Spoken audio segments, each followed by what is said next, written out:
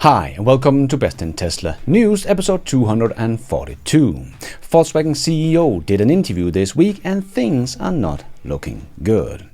And some good news about Tesla's full self-driving that is coming to Europe. And Volkswagen's Swedish battery partner Northvolt are in crisis. And Tesla is trying to get their expansion in the Berlin factory underway while the activists are still in the trees. And more hydrogen projects are getting cancelled. And SpaceX Starlink product is taking the world by storm. And Stellantis CEO Carlos Tavares will not get another turn as CEO of the company. And Mary Barra continues to say GM is the leader in EVs. And Tesla has officially overtaken the German luxury brands in China. All of this and much more in today's episode. Let's dive right in.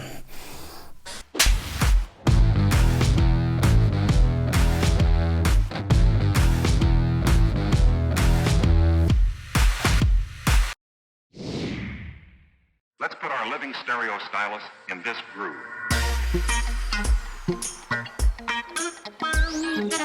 Volkswagen CEO did an interview this week and the situation at Volkswagen is not looking very good. Alex wrote on X about the interview Volkswagen CEO Mr. Blume did. The Volkswagen Group CEO announced a cost-cutting package to be finalized this year. We will tackle this very quickly in the coming weeks, Blume said. The aim is to draw up a corresponding package this year. We are looking at all types of cost. This starts with development cost. These are the fixed cost, but of course also the manufacturing cost, where labor cost will play a major role, but also the distribution cost. And so we will go through all corners and then agree this together with all parties there. This also includes possible site closure, Blume said in the interview. We cannot rule out capacity reduction. In the upcoming wage talk with AG Middle, Blume is pushing for consensus. I expect to see significant movement there in order to make progress on the cost side, because as he said, Volkswagen's costs are far too high in international competition. Negotiation with the trade union were supposed to start on Wednesday. When asked for a school grade 1 to 6, where 1 is very good and 6 is poor, for the current situation of the Volkswagen Group, Blume answered self-critically, "If I look at the overall situation, I would rather see myself at a 4. A 4 is not hopeless, but we clearly have room for improvements." His assessment of the Volkswagen brand was even worse.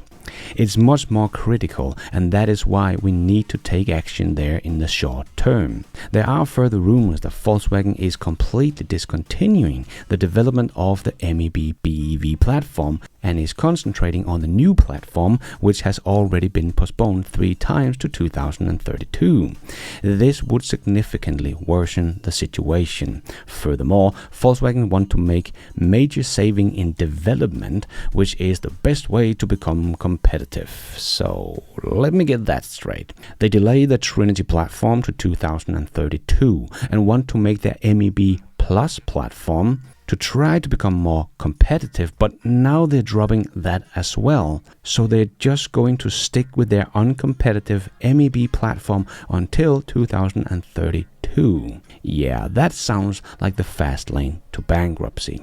And as Alex continued, the discussions about the catastrophic situation in which Volkswagen finds itself is only about what and where savings are being made, but not at all about what needs to be done to have a solid business in the future. Yes, as I've talked about many times before. Furthermore, it is an indictment that Volkswagen CEO only gives itself a rating of 4. A manager who rates his own performance in this way should resign because it shows how poor his performance is. Yes, and the union are once again out trying to kill the company they are working with. As we can see, they are threatening with strikes over planned closure. Yes, it's not like Volkswagen want to do this, but they have to do this, or they will have to close the whole thing at some point.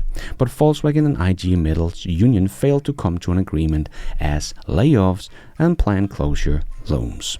It's like connecting the dot wrote on X. Volkswagen CEO Herbert Diess: "If we don't run 2 EVs, we will need to close factories. Volkswagen's union, 9 replace him. Volkswagen CEO Oliver Blume, we need to close factory. Volkswagen union, 9, everyone gets a 7% raise and we go on strike. The Volkswagen union is about to win the Employment Darwin Award. Yes, the unions are really not getting just how serious the situation is, and will make sure no one in the Volkswagen will have a job if they keep this up. Volkswagen's Swedish battery partner Northvolt are in crisis. Northvolt, once Swedish hope for sustainable battery technology, now faces a critical juncture. Christian Sandstrom from Kalmar University of Technology highlights severe mismanagement, suggesting Northvolt's lack of necessary technology experience to independently produce batteries. Instead, it relies heavily on outdated Chinese technology managed by Chinese personality at their Northvolt 1 plant in Sweden, effectively making Northvolt an empty brand depending on foreign technology. The involvement of Voxy Leads, a Chinese state-owned company, is controlling key production processes, underscoring Northvolt's dependence and technology shortcomings. While China processes more advanced battery techs, it opts to supply Northvolt with older, less efficient models, maintaining control through on-site Chinese operators.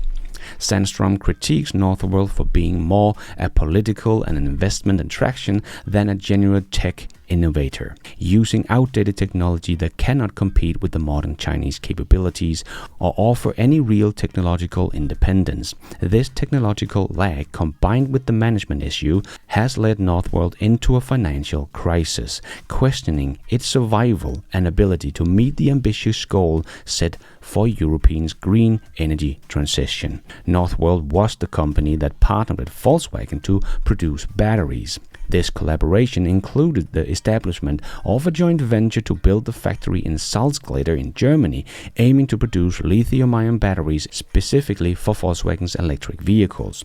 Production was planned to start at the end of 2023 or the beginning of 2024, with an initial annual output capacity of 16 gigawatt-hours. The Northvolt 1 plant in Sweden was also the one factory that Volkswagen showed off at their presentation for their Power Day back in 2021.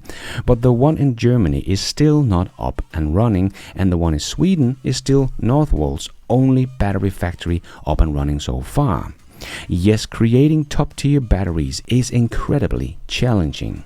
The achievement of companies like CATL, Panasonic, and Tesla with the 4680 cells are generally impressive.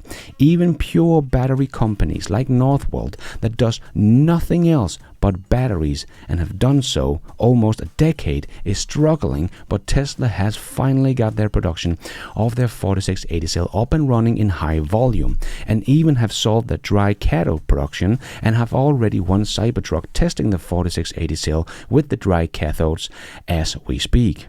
People like to bash Tesla for the delay in the 4680 cell production, but everyone is delayed. But at least Tesla seems to have pushed through their bottlenecks and has come out on the other side. So I really don't think people understand just how big an achievement Tesla's 4680 cell production actually is. They have got to 16 gigawatt hours of production in half the time than Northvolt. But that is with Tesla's new technology in their great new battery. Where Northvolt seems to be stuck with their old Chinese battery tech, what Tesla has achieved is truly impressive and has shown the world that yes, Tesla is also a battery manufacturer. Tesla is trying to get their expansion in the Berlin factory underway, even with the activist in the trees. As they wrote on Teslarati, Tesla's Giga Berlin expansion progresses with 3,000 trees cut to make room for a road. Work on the site started in the middle of the night, surprising members of the Stop Tesla initiative.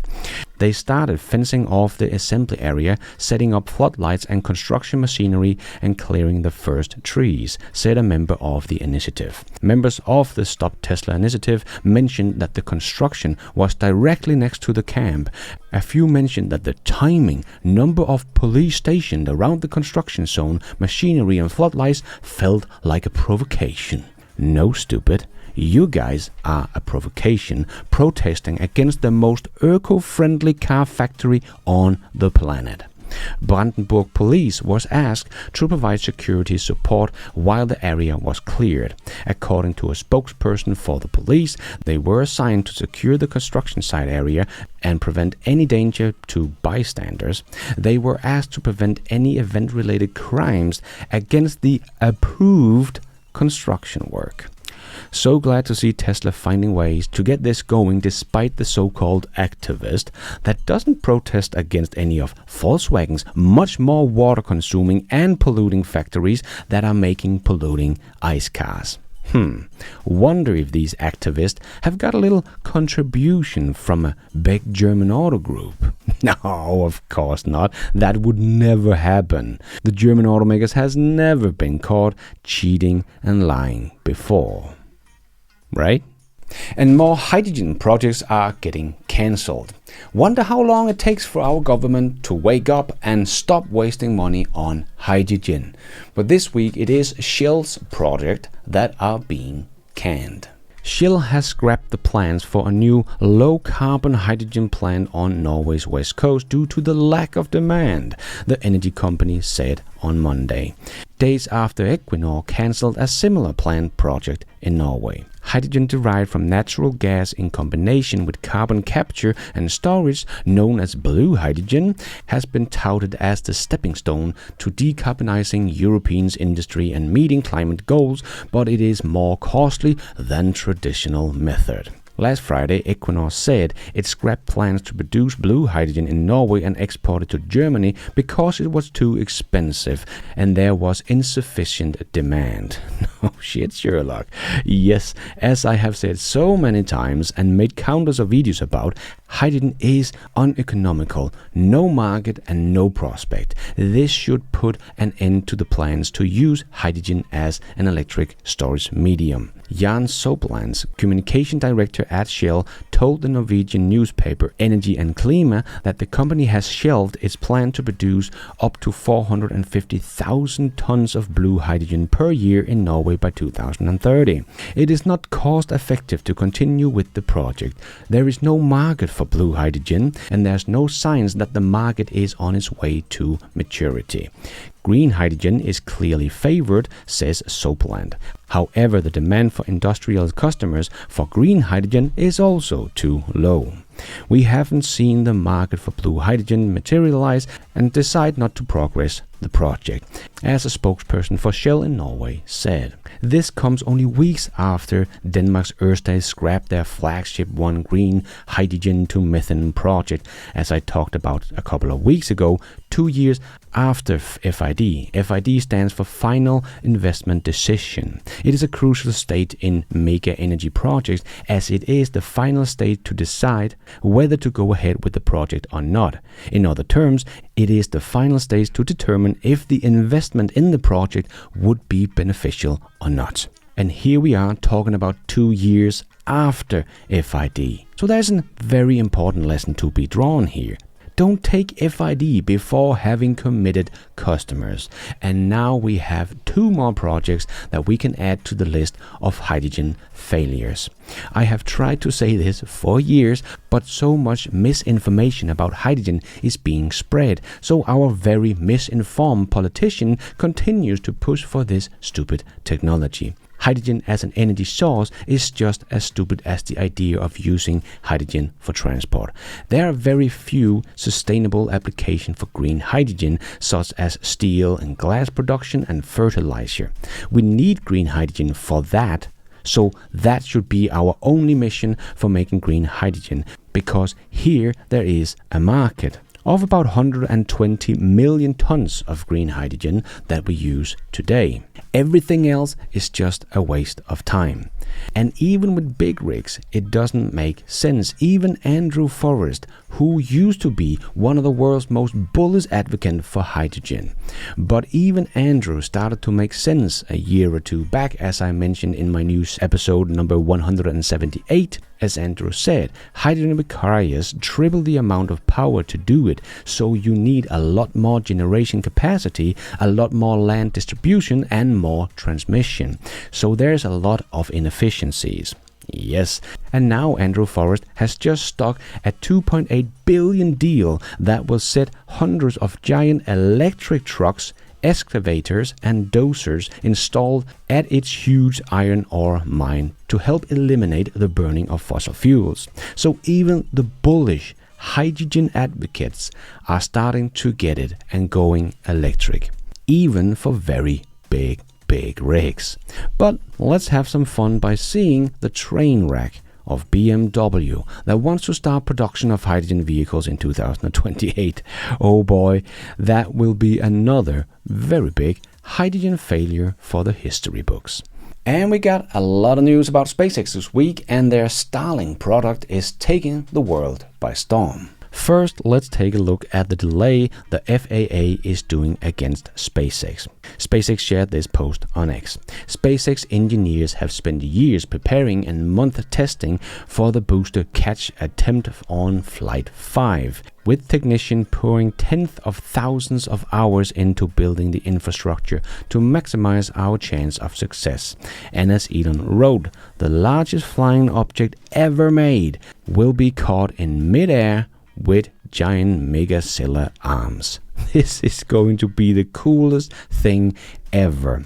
But it is being delayed by the FAA because of security concerns. What a bunch of BS. SpaceX has never violated any safety regulations. This is nothing but harassment of SpaceX by the US government. Disgusting. I think the FAA needs to take a look at this chart. The US is way up there because of SpaceX and no one else. SpaceX has more experience in spaceflight than all the others combined. SpaceX is working with a sense of urgency because we don't know how long the window is open where we can actually make the human race multiplanetary. SpaceX is trying to preserve consciousness. If we don't leave this planet, in 500 million years from now, the sun will kill all living things as we know it. That might seem like a very long time, but it didn't end very well for the dinosaurs.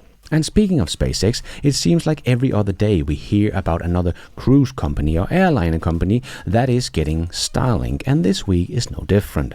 As Air France wrote, from 2025 onwards, Air France will progressively roll out an ultra-high-speed connectivity service for a ground-like experience delivered by Starlink. Onboard Wi-Fi will be completely free of charge in all travel cabins for Flying Blue customers. Yes, eventually every airline, every cruise ship, every tanker, every train will get Starlink. There is just no one that can compete with this service, as SpaceX has the cheapest cost to get all these satellites into orbit. And it's even helping many countries to push their internet providers to up their game, making it better for the consumers in the end, as Elon wrote on X. As the president of Kenya says, Starlink causes local competitors to provide better service. So because Starlink raises the bar, the other companies have to follow or they will be put out of business. Starlink is going to be such a big success, it is hard to even comprehend. And it is basically what SpaceX is going to found their Mars colonization with. And SpaceX also announced that Starlink now has 4 million customers across 110 countries, up from 3 million in May and 2.3 million in December of 2023. So SpaceX has added a record 7,700 Starlink customers per day on average over the last 4 months. And they are also expanding their 1 million square feet Starlink terminal manufacturing facility in South Texas to be able to keep up with the high demand. And we also got a great example of what Starlink is able to do, as we could see this demo of the National Diesel Dirt and Turf Expo in Sydney, where Starlink is being used to remotely operate a 320 cat excavator from 200 kilometers away in Tomago Dig Pit in Australia.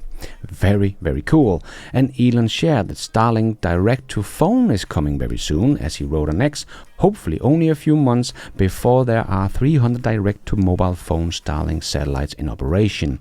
So that will probably also become a very big deal very soon. And remember to check out my latest video on my Best in Tech channel on the Best in Technology series, as I think this is two videos you are really going to like, as it is about the history of SpaceX. And yes, I made it myself, and I am really pleased with how the little documentary turned out about SpaceX's incredible journey. And the newest one is about the rise of AI, and why Tesla is probably a big player in that field as well, so check them out, link down below. And let's squeeze in the last short news topics into this news show. Yes, it's time for the Tesla shorts. Stellantis chairman John Elkann has started the search for a successor to CEO Carlos Tavares, whose contract runs out in early 2026. Pressures on Tavares is rising due to Stellantis' poor performance in markets including the US, its biggest single profits pool, that Tesla is of course also eating into, as the Model Y is looking to become the best-selling car in the US in 2024. This would be the first time ever an EV would do this. And as AJ wrote about the Stellantis situation on X, it was highly predictable. Stellantis has been the fastest market share loser among all large automakers. Despite its large size, under Tavares' leadership, Stellantis becomes only a number 6 largest EV sellers. And speaking of leaders in the EV, well, Mary Barra continues to say GM is the leader in EV and that they can absolutely survive. Can the legacy car makers move fast enough? I believe yes. I absolutely believe yes, we can. And I think yes, we are. Our workforce is quite young. Most of our technical talent has been with the company less than 5 years. And so I would say for about 40%, they're joining because they want to be part of a company that is going to change and lead in the move to electric vehicles. It is incredible to hear her talk like they are still just doing great and leading the way in EV, even though they are hardly selling any EVs. And AJ made this little chart showing the trend of GM's global market share. I think the trend is pretty clear for most people to understand. If not, Nicholas shared this chart of GM market share in the US over the last 80 years. And I think, once again, the trend is pretty clear. Or this chart from AJ with the trend of GM's revenue in China, the EV capital of the world, and the trend is pretty clear once again. But according to Mary Berry, they are leading the way in China with this beauty of an EV that they are doing in collaboration with 2 other Chinese automakers. Look at that thing. They are truly making an EV that set the standard of how low you can go. Mary Barra and GMs are so detached from reality, it's kinda scary. And Tesla China says that a new Tesla comes out of their Giga Shanghai factory about every 30 seconds. That's an average of nearly 2,900 vehicles per day, or over 20,100 vehicles per week. And as Tesla Chan wrote, warehouse on wheels are used instead of fixed warehouses, saving storage space. Yes, Tesla just built a car and send it on its way to their service centers, as they sell every car they build. And we see journalists are always trying to spin every Elon company in a negative light. But this journalist tried to throw some dirt at Elon, but Bill Nelson, NASA administrator, slapped her hard and tight right back. Right, and I think it's not necessarily how SpaceX is run, as you're saying. I'm just talking about the distraction of the constant headlines about him, and if you all feel like that's a distraction. Well, they distract you, but they don't distract NASA. Yes, so many people are getting distracted about all the noise surrounding Elon and his politics, and seems to have forgotten everything he has done and is doing for humanity, all of us on this planet. In my view, that is what counts. The rest is just noise. And the Cybertruck is now starting deliveries in Mexico as well, and we did also see in Mexico some videos of the new standard Model 3, with a close-up look of the new seats, and we can also see it does not have a screen in the back, and there is no speaker in the crossbeam above. And the fall for German automakers in China while Tesla is rising continues. As Roland wrote on X, Tesla beats all major German luxury car makers on the 12-week trend line for the first time with last week's sales in China. And AJ also showed off a chart with the 12-week trend line, and as you can see, BYD and Tesla are rising together with Li Auto and Leap Motors, but most others are pretty flat or trending down. And we can see Xiaomi with their SU7 had a very great start, but has also flatlined a bit here after their official launch. An AI driver shared this video of full self-driving reacting to a testing driver drifting into the lane before even realizing what was happening. Yes, texting drivers will be a thing of the past when we get full self-driving cars. Can't wait until our roads gets much safer with us humans out of the picture. And Deep Blue Aerospace, a Chinese rocket company, is trying to stick the landing of a rocket as we have seen SpaceX do for almost a decade. They still need a bit more practice, but this is definitely one of the best drone footage of a rocket landing I have ever seen, especially with the explosion at the end. I made a whole video about Tesla's 1010 event called We Robot, but Jan of the EV Universe shared this. I know I have seen it before. The summon button is the Tesla ride-hailing app markup. Yes, we're definitely seeing the summon button here with the camera lens in the middle, with the zeros and ones indicating computer vision, and as Elon wrote, this will be one for the history books. But if you want to learn more and know what I think we might see at the event, check out my video, link down below. And here is another example of how X has become the place to get your news. Former Microsoft CEO Stephen Ballmer, that got famous for laughing at the iPhone, but here is his take on where he gets his news from. I get my news largely from social media, personally. How do you mean social media? X. But And let me say. Yeah, who on X? I follow MSNBC. I follow the FT. I follow the New York Times. I follow the Wall Street Journal. And I get what I think I get on X is what news sources think is their most important stuff. So I'm using it as a clipping service, if you will, on published media. Do I follow people who are important in world events? Sure. I want to know straight from the source. And some good news about Tesla's full self-driving coming to Europe. In 2025, Tesla's full self-driving supervised will allow for system-initiated maneuvers on European highways, enhancing hands-off driving experience. Though full autonomous remains limited to these areas, this marks a significant but incremental step towards broader autonomous driving capabilities. That would be so nice to get here to Europe. And it seems like Rivian is going to do a little tribute to Knight Rider as they teased this little video.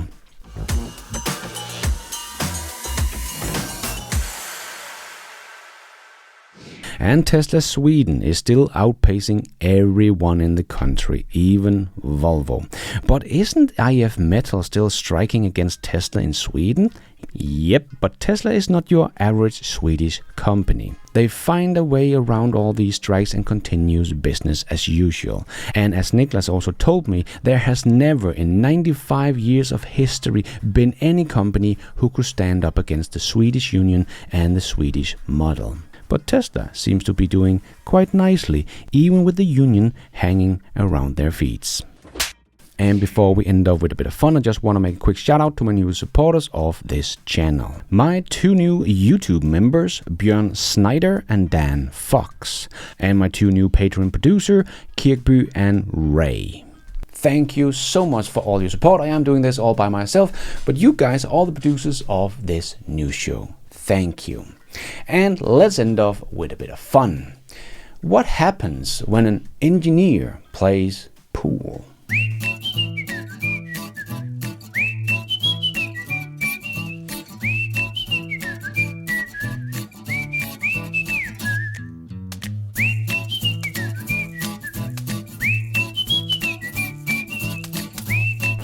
that is all we have time for in this new show. Hope you enjoyed it. If you did, don't forget to hit that like button. It really does help this video out a lot so others can find it on YouTube. And if you did like it, maybe you want to consider hitting that subscribe button, notification bell, so you don't miss out on future videos just like this one. And if you're already a subscriber to the channel, thank you so much for the support. But if you want to support the channel even more, remember you can, for as little as $1, become a patron of this channel, or become a member of the YouTube channel to get a shout out as some extra perks like early access, ad-free versions of my videos, exclusive videos. So hit the members button or check out Patreon to find out more. And don't forget to follow me on X. I post pretty much all the news as it comes out and a lot more. And check out the merch store to get some merchandise and support the show. It is also possible to support the show without becoming a member or a patron. There is a donation option down below or on my website bestintesla.com. You can also become an executive producer and get news articles, exclusive videos, behind the scenes, and access to all my research charts and spreadsheet also on bestintesla.com, or as simple as hitting the super like button. And thank you for watching. And until next time, take care out there and be nice.